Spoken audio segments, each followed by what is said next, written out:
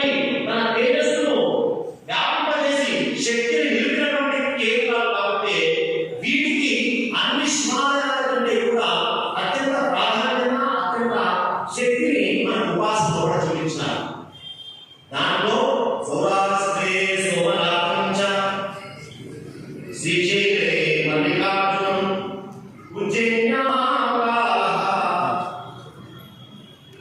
ఒక్కొక్క లింగం యొక్క ప్రాదుర్భావం, ఒక్కొక్క క్షేత్రం యొక్క ఆ క్షేత్రంలోకి ఆ జ్యోతిష్వరూపం ఎలా వచ్చిందో ఇక్కడ మనం తెలుసుకోబోతున్నాం. సౌరాష్ట్రే సోమనాథంచ మొట్టమొదటి సౌరాష్ట్ర సోమనాథుని, సోమనాథేశ్వరుడు జ్యోతిర్లింగం. సోమ అంటే చంద్రుడు అని అర్థం. సోమ అంటే చంద్రుడు. పూర్వము చంద్రుడికి ఒక శాపం వచ్చింది. చంద్రుడు అంటే అత్యంత కరుణ కలిగినవాడు. ఎవరు చంద్రుడిని చూసినా కానీ చంద్రుడి యొక్క వెన్నెల కిరణాలతో ఎంతటి తాపమైనా ఎంతటి బాధైనా కానీ పోగొట్టుకోగలడు. అంతటి ఆహ్లాదకరమైనటువంటి వెన్నెల కిరణాలు కలిగినవాడు, అంత అందగాడు చంద్రుడు. ఆ చంద్రుడికి దక్ష ప్రజాపతి తన 27 మంది నక్షత్ర అధిదేవతలైనటువంటి కూతురులను ఇచ్చి వివాహం చేశాడు. అందుకే నక్షత్రాలకు అధిపతి చంద్రుడు. 27 మంది భార్యలు ఉన్నారు ఆయనకి పురాణాల ప్రకారం.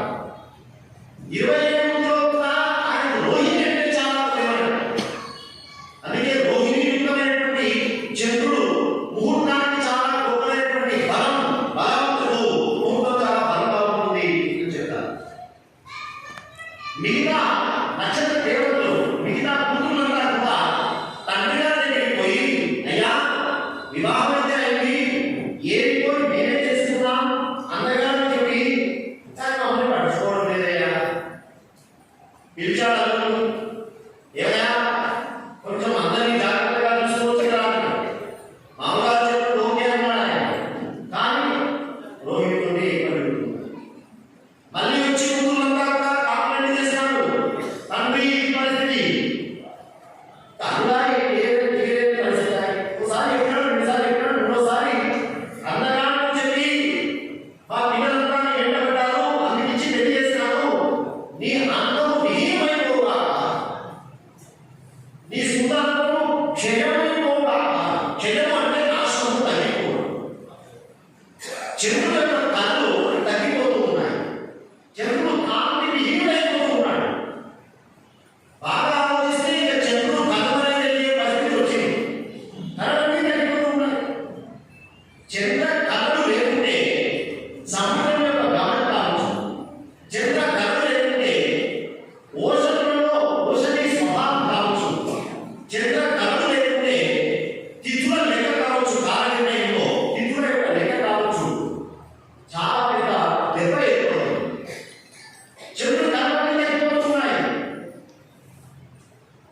ఆలోచన చేసిన దేవతంతా మళ్ళీ నువ్వు సుందరత్వాన్ని, మళ్ళీ నీవు కళలన్నింటినీ సంపాదించుకోవాలంటే ఈశ్వర ఆరాధన చేయి అనగానే చంద్రుడు ఈ క్షేత్రానికి వచ్చి చక్కగా ఆ ప్రభాసం క్షేత్రంలో ఈశ్వర ఆరాధన చేశాడు. ఈశ్వరుడు ప్రత్యక్షమైనాడు. ఈశ్వరుడు ఎలా ప్రత్యక్షంగా ఆ క్షేత్రంలో ప్రత్యక్షమైనాడు చంద్రుడిని అనుగ్రహించడానికి. ఏమైనా ఏం కావాలి? మొత్తం క్షయమైపోయేటువంటి శాపం ఇచ్చినాడు. మొత్తం నా కళలన్నీ నశించేటువంటి శాపం ఇచ్చినాడు. అంటే ఇచ్చినవాడు మృతమనిషేరా బ్రహ్మ. కాబట్టి ఆయన యొక్క శాపము, ఆయన యొక్క మాటను తీసివేయకుండా నన్ను ఆరాధించేందుకు ఫలితాన్ని ఇచ్చేటట్టుగా ఏం చేసినాడంటే 15 రోజులు వృద్ధి, 15 రోజులు మీ మామగారు చెప్పినట్టు చేయండి. నన్ను పట్టుకున్నందుకో 15 రోజులు, మీ మామగారు వచ్చినందుకు ఓ 15 రోజులు ఆయన బ్యాలెన్స్ చేసి వెళ్ళిపోయినాడు ఈశ్వరుడు. అందుకే చంద్రుడి యొక్క కళలు 15 రోజులు వృద్ధి పొందుతాయి. పాఠ్యం నుంచి పౌర్ణమి వరకు. తర్వాత కళలన్నీ తగ్గిపోతూ ఉంటాయి. అది కృష్ణపక్షం, ఇది శుక్లపక్షం.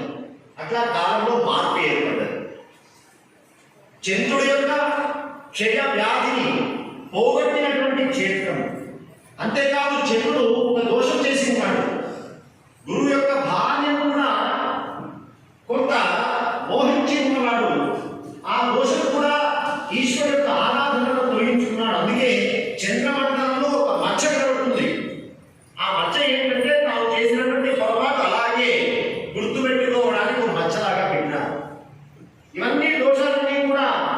ఒకటి మళ్ళీ పరమ పవిత్రుడిగా మార్చినటువంటి క్షేత్రం కాబట్టి బయటపడ్డవాడు చంద్రుడు.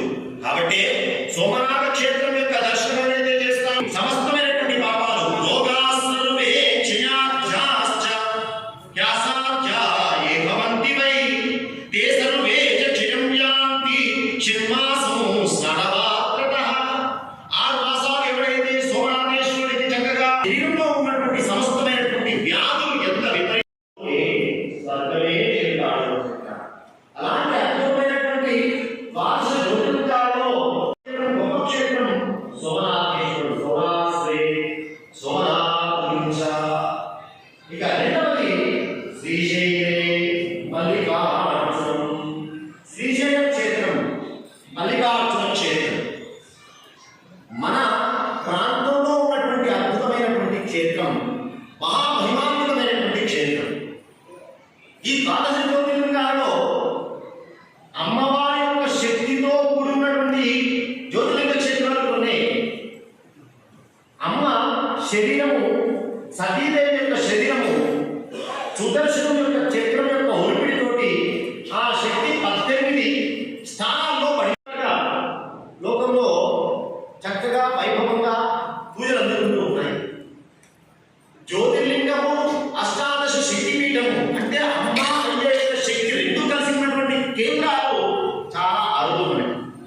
దాంతో ఒక అరుదైన దివ్యమైనటువంటి జ్యోతిర్లింగ క్షేత్రం శ్రీశైలే మల్లికార్జున. శక్తిపీఠాల్లో ఒక శక్తిపీఠం భ్రమరాంబ. జ్యోతిర్లింగాల్లో ఒక అద్భుతమైనటువంటి శక్తి కేంద్రం మల్లికార్జున. అందుకే మహాయోగులంతా కూడా శ్రీశైలం వచ్చి ఉపాసన చేసినట్టుగా కనబడుతుంది. ఆదిశంకరులు శ్రీశైల క్షేత్రంలో వెళ్తూ వెళ్తూ ఈ శ్రీశైల క్షేత్రంలో క్రౌంచపర్వతమైన కొంతకాలం అనుష్ఠానం చేసుకుని వెళ్తున్నారు. ఎంతో మంది మహానుభావులు శ్రీశైల క్షేత్రంలో చాలా గొప్పటువంటి ఉపాసన చేస్తున్నారు. ఇప్పటికీ కూడా ఆ గుహల్లో కూడా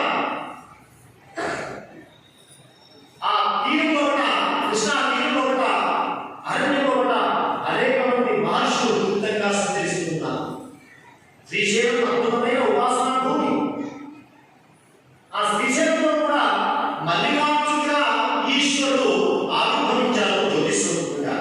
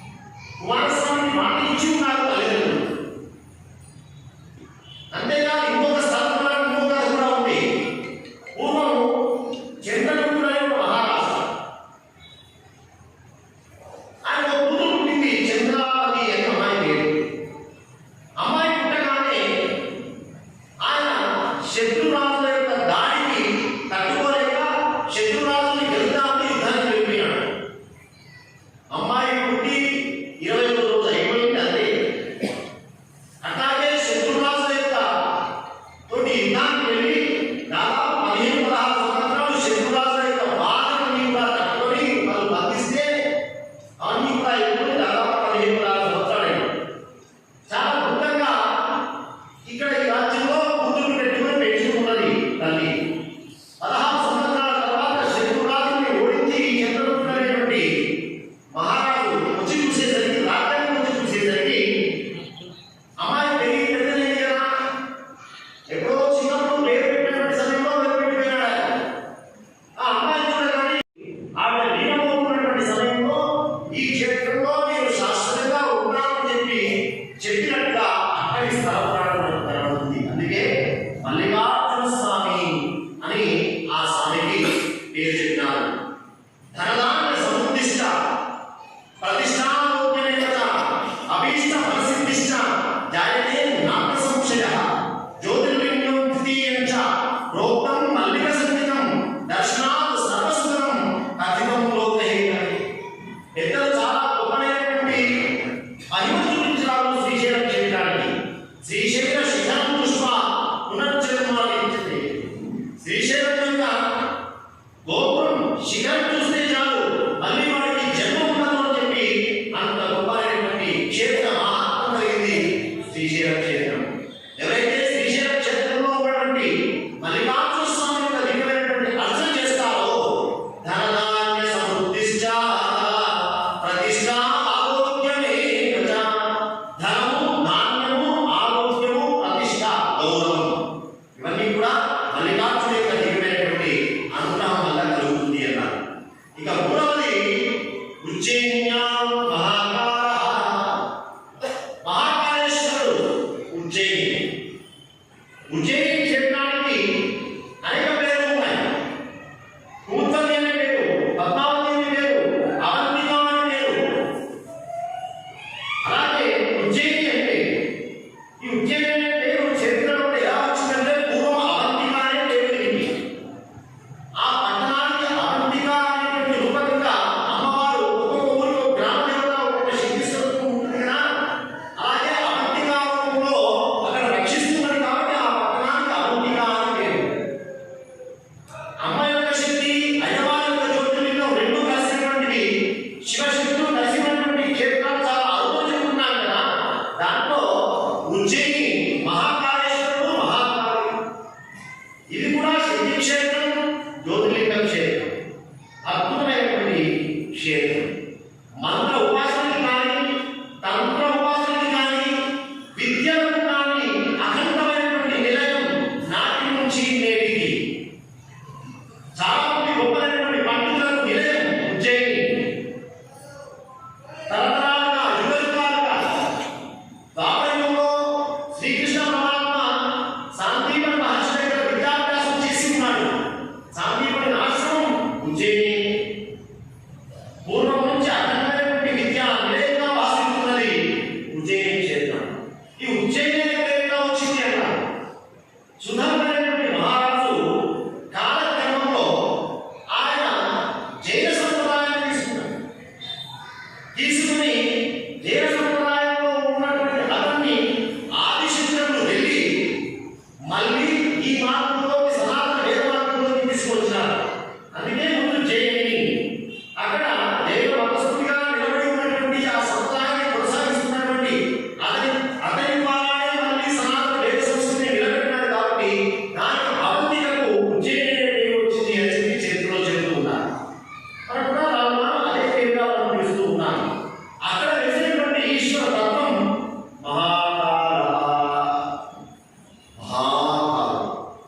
అద్భుతమైనటువంటి క్షేత్రం. మహాకాళేశ్వరు యొక్క దర్శనం చేస్తే అపమృత్యు భయం ఉండదు. మన మీద ఎలాంటి దుష్ట శక్తి కూడా పనిచేయదు. దుష్ట దృష్టి కూడా మహాకాళేశ్వరు యొక్క దర్శనం వల్ల తొలగిపోతుంది. అది మహాకాళి యొక్క దివ్యమైనటువంటి అనుగ్రహం. ఎట్లా వచ్చింది ఆ క్షేత్రంలో అంత గొప్పదైనటువంటి ఆ మహిమ అంటే దానికి చెబుతున్నారు. ఆ అవంతి నగరంలో పూర్వం వేదప్రియుడైనటువంటి ఒక బ్రాహ్మణుడు, ఆయనకి నలుగురు కుమారులు ఉన్నారు. దేవప్రియుడు, ప్రియవ్రతుడు, సుబుధుడు, ధర్మవాహి అని చెప్పి తండ్రి గారు కొడుకులు. అక్కడే సమీపంలో అవంతిక సమీపంలో రత్నవాహ అనేటువంటి పర్వతం పైన దూషణుల యొక్క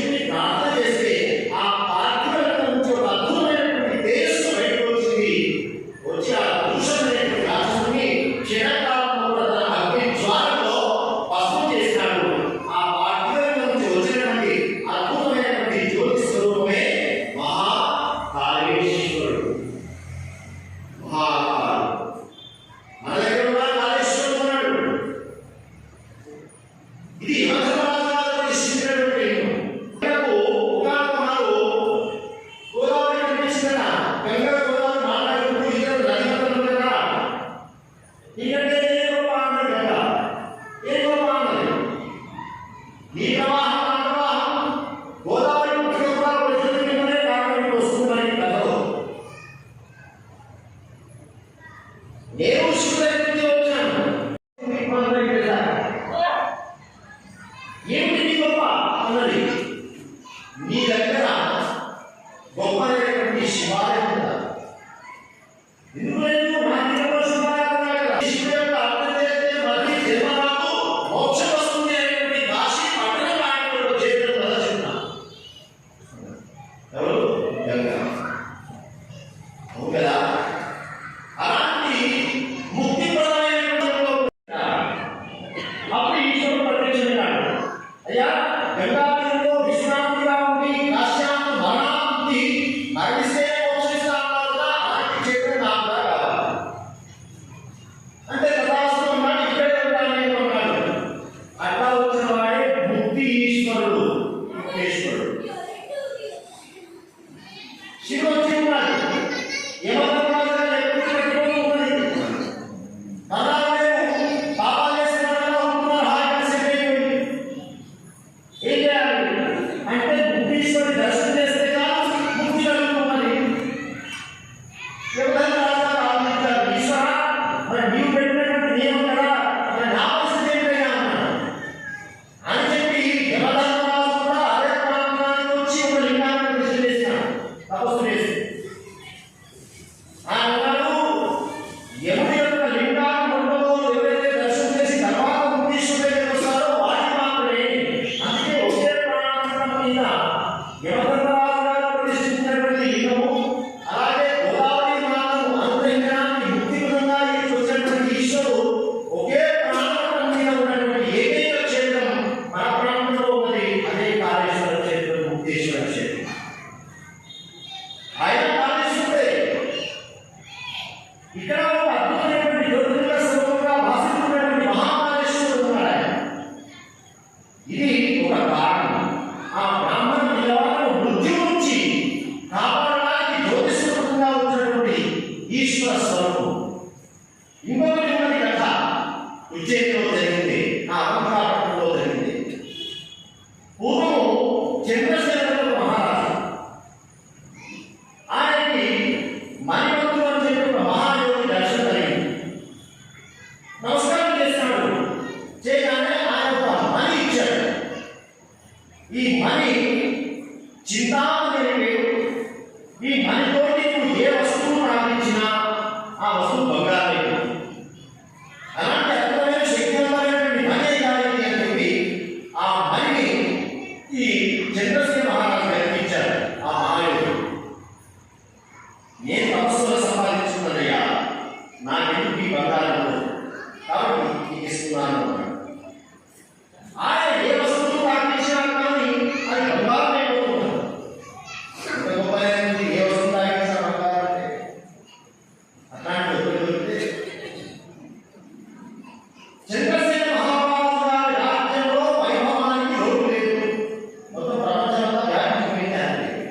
మరి అంత విలువైన ఆయన దగ్గర ఉండడం ఉంటుంది కదండి, ఈర్ష, అసూయ.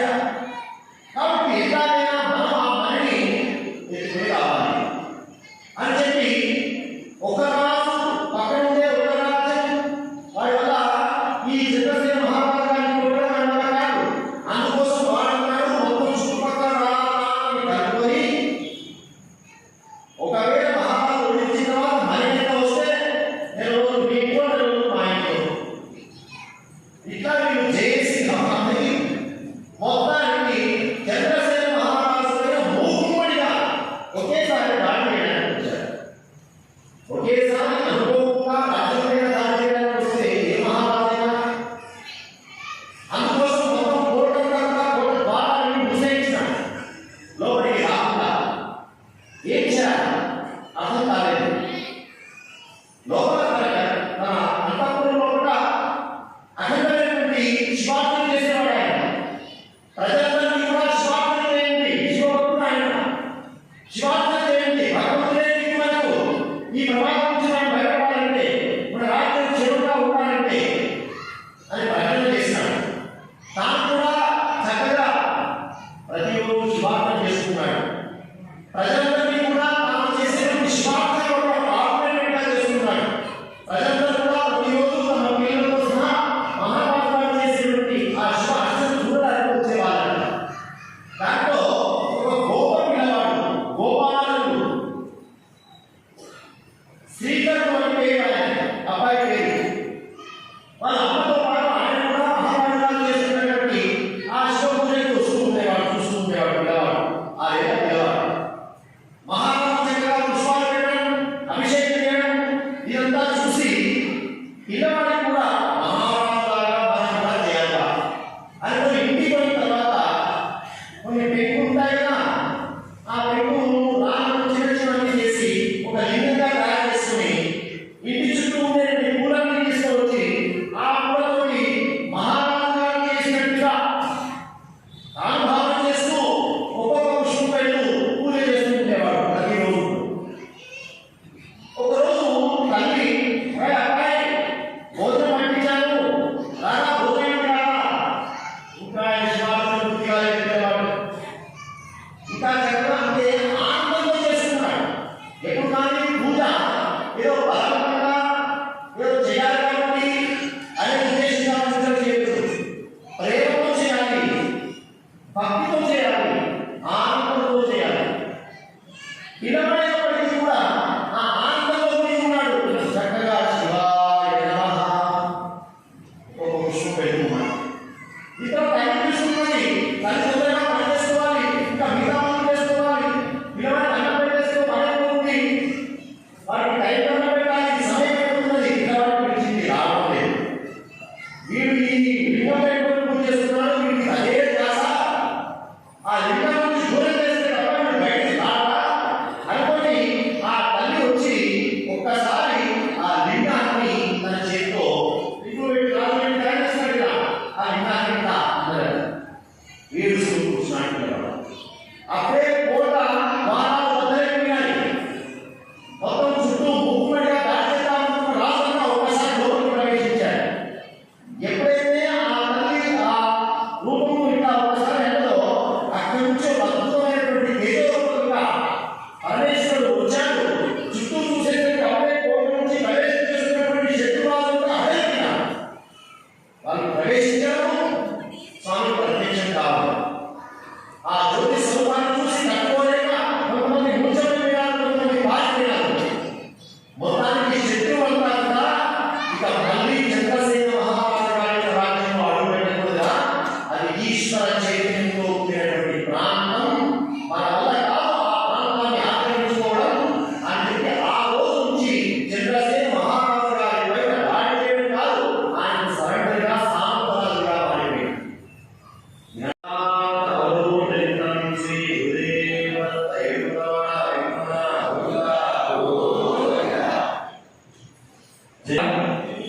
జై శ్రీరామ్. 10 నిమిషాల్లో ప్రసాద వితరణ జరుగుతుందని దయచేసి ఎవరు కూడా మీరు కూడా ప్రసాదం తీసుకువెళ్ళాల్సిందిగా కోరుతూ ప్రసాద కార్యదర్శి రాజలింగం గురుస్వామి గారు చైర్మన్ దంపతులతో ఆ నివేదన కార్యక్రమం పూర్తి చేయించండి. సనాతన ధర్మ ప్రచార సమితి సంకల్పిస్తే మీరందరూ షోడశోపచారంలో భాగంగా ఒక ఉపచారంగా మారి ఇక్కడ నిర్వహిస్తున్నటువంటి అష్టాదశ మహాపురాణ ప్రవచన ధ్యాన యజ్ఞంలో భాగంగా 2వ పురాణం శ్రీ లింగ మహాపురాణంలో 2వ రోజు ఆ పరమేశ్వరుడి యొక్క ద్వాదశ జ్యోతిర్లింగాల గురించి, మహానగరి కాశీపట్టణ విశిష్టత గురించి, మన దగ్గర ఉన్నటువంటి మన గంగమ్మ గోదావరి నది పవిత్రమైనటువంటి మహాకుంభమేళ జరుగుతున్నటువంటి ప్రస్తుత తరుణంలో గోదావరి నది విశిష్టతను వివరించినటువంటి ఆ వేదపీఠంపై కూర్చున్నటువంటి సాక్షాత్ సూత భగవాన్ స్వరూపమైనటువంటి గురువర్యులకు మనందరి పక్షాన శిరస్సు వచ్చి పాదావందనం చేస్తూ కార్యక్రమంలో భాగంగా సనాతన ధర్మ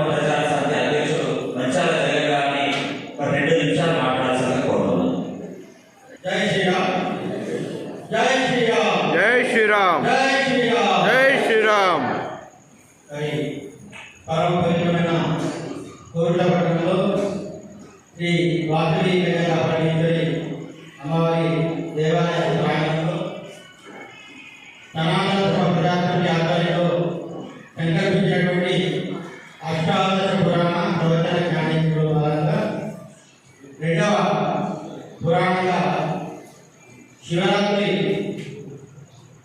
రాబోయే శివరాత్రిని పురస్కరించుకొని లింగ మహాపురాణాన్ని మన గురుగారు డాక్టర్ గరిపి మహేశ్వర గారి ముఖానందంలో మనం వింటున్నాం. ముఖ్యంగా ఏంటంటే కోరుట్ల పట్టణంలో 18 పురాణాలు భక్తులకు వినిపించాలి, మనం చదివించాలి, మన ద్వారా అందరూ ధరించబడాలి అనేది ముఖ్యమైన సంకల్పంతో ఈ కార్యక్రమం మీ అందరి సహకారంతో చేపట్టడం జరిగింది.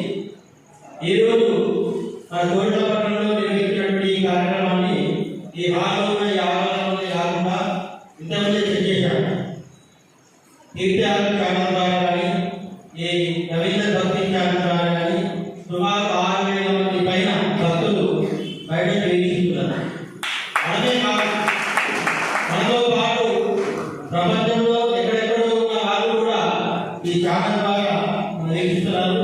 ఈ భాగ్యం మరో నైతికంగా మారుతున్నటువంటి మనం ఈ కోరుట్ల పట్టణాన్ని మీ అందరి సహాయ సహకారాలు దర్శించి తెలియజేయడానికి చాలా సంతోషిస్తున్నాం. భగవంతుని అనుగ్రహంతో ఈ రెండవ కార్యక్రమాన్ని కూడా ఎంతోమంది దాతలు సహకరిస్తున్నారు. ఇంకా మన కార్యక్రమం ఇంకా 16 పురాణాలు మనము కేవలం రెండో వింటున్నాము. ఇంకా 16 పెట్టించారు. అది అంతా కావాలంటే ఏ ఒక్క వ్యక్తిత్వమే కాదు, మనందరము అనుకుంటే అవుతుంది. మనము ధరించాలి, మన ద్వారా ఇతరులు ధరించబడాలి. మనకు గురుగారు చెబుతున్న ప్రత్యేకంగా నిలదొక్కలేదు. నవగ్రహ భక్తుల్లో ఒకటి శ్రవణ భక్తి. ఆ శ్రవణ భక్తి ద్వారా ధరించిన వారు మనకు ఉన్నారు. పరీక్షిత్ మహారాజు ఆ చరిత్రలో మనం గతంలో భాగవతం. అలాంటి ఎంతో మంది భక్తులు శ్రవణం ద్వారా తన జీవితాన్ని సాధన చేస్తున్నారు. మరి ఇది అతి సులభమైన మార్గం, ముఖ్య మార్గం. వేరే కూర్చొని వేయడం పని కాదు కదా. మరి కూర్చొని వేయడానికి ఆ ఓపిక కావాలి, జిజ్ఞాస కావాలి. అదంతా కావాలంటే కొన్ని అగ్గులు ఆర్పాటు అనుగుణాలు రాస్తుంటే రమణులు చేసుకోవాలంటే ఏదైనా ధనం కూడా వినలేదు. అంటే ధనం ముఖ్యం కాదన్నప్పటికీ ఏ పని అయినా ధనం కూడా అవుతుంది. కాబట్టి దాంట్లో భాగంగా ఇప్పటికీ గత పురాణంలో బ్రహ్మవైవర్త పురాణాన్ని మరి అదేవిధంగా ఈ లింగ మహాపురాణాన్ని కూడా చాలా చేస్తున్నారు. వారందరూ కూడా పేరు పేరున చిరటువంటి పాదాలను తెలియజేస్తూ ఇంకా మన టార్గెట్ రీచ్ కాలేదు అంటే ఇంకా కొద్దిగా అమౌంట్ అవుతుంది. ఈ వచ్చిన భక్తులు కానీ బయట ఉన్న భక్తులు కానీ ఈ కార్యక్రమానికి ఎవరు సహకరించాలనుకున్నా మనకు మన ఉద్దేశం మనకు ప్రజలు తెలియజేయడానికి ఒక పురాణ ప్రవచనానికి ఒక భక్తుడిగా 2,000 రూపాయలు, 2,000 రూపాయలు సమర్పిస్తుంది. ఈ పురాణ ప్రవచనం చెప్పించిన పుణ్యఫలితం మీకు కూడా వస్తుంది. ఎందుకంటే మనం అనుకుంటాం ఈ కంపెనీ ద్వారా ఈ సభ్యత్వం తీసుకుంటే 2,000 రూపాయలు చెల్లించినట్లయితే ఈ పురాణ ప్రవచన భాగంలో మీరు కూడా ఒక భాగంగా ఉంటుంది. ఆ పుణ్యఫలితం ఆలోచన పుణ్యఫలితం మీకు కూడా ఉంటుంది. ఆ కార్యక్రమంలో దయచేసి వీరున్న వారు ఎవరికైతే 2,000 రూపాయల పెద్ద విషయం కావాలనుకుంటే ఇక్కడ మనకి కౌంటర్ ఏర్పాటు చేయబడింది. ఆ కౌంటర్ దగ్గర మీరు డబ్బులు చెల్లించి రసీదు తీసుకోవచ్చు. ఒకవేళ 2,000 రూపాయలు చెల్లించలేము అనుకుంటే 500 ఎంత ఇచ్చినా మీకు రసీదు ఇస్తారు. దయచేసి ఈ విషయాన్ని మీరు దృష్టి ఉంచుకోవాలనుకుంటున్నాను. దీనిలో భాగంగానే మన ఎందుకంటే పంచవర్ష ప్రాణిక గురుగారు చెప్పారు ఒక 5 సంవత్సరాలు అయితే 18 పురాణాలు ఏవో ఈ సంవత్సరంలో 2 స్టేట్లు అయిపోతుంది. మరి దీన్ని దీర్ఘకాల ప్రణాళిక కాబట్టి దీని ఒక పటిష్టమైన కాలంలో ఉండాలని మన గతంలో ఏర్పడడం జరిగింది. ఈ సనాతన పుణ్యానికి అని ఈ ప్యానల్ మనం రిజిస్టర్ చేసేది. ఈ ప్యానల్ ఈ ఒక పురాణ కార్యక్రమాన్ని కాదు, ఏదైతే మన హిందూ ధర్మ పరిరక్షణలో భాగంగా హిందూ ధర్మ ప్రచార నిమిత్తం ఏ కార్యక్రమాన్ని మనం చేయాలో అది మానవులు మాట్లాడవచ్చు, పీఠాధిపతులు వారి సూచనలు